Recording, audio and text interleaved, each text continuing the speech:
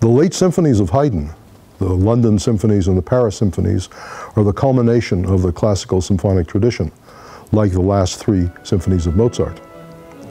They were written on commission for virtuoso orchestras in London, specially assembled for the occasion, and for a music-loving public who were already familiar with Haydn's music and looked forward very much to having him in person as their guest, supervising the performances and leading, to a certain extent, from the keyboard.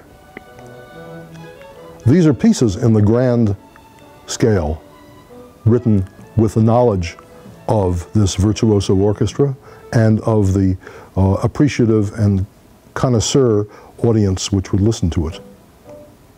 In addition, these are pieces written to please both the connoisseur and the average music lover.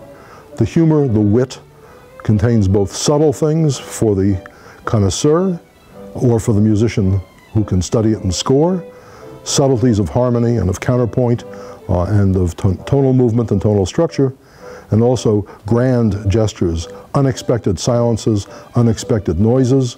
Think of Haydn's famous Surprise Symphony with its unpremeditated chords banging away in the slow movement.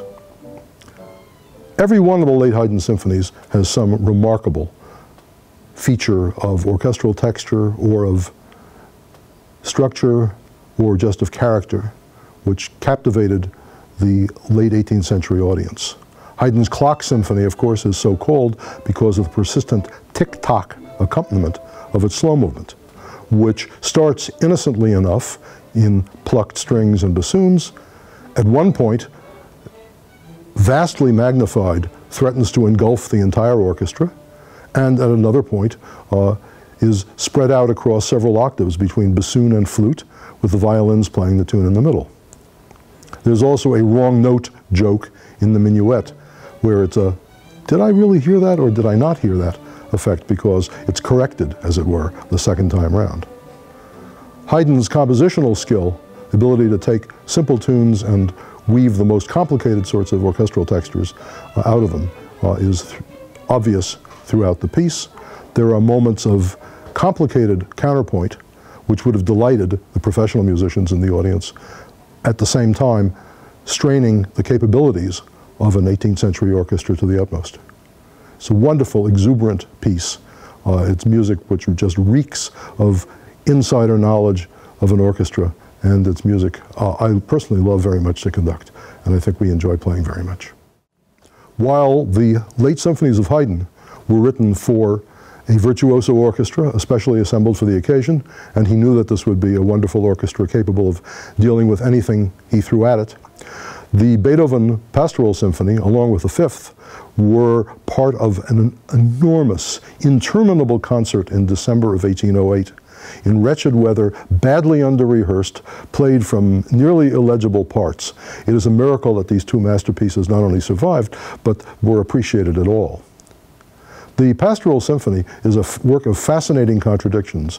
On one hand, it is a piece with the same rigorous compositional logic that all of Beethoven's music displays, the incredible working out of motifs, the amazing control over tonality and so forth.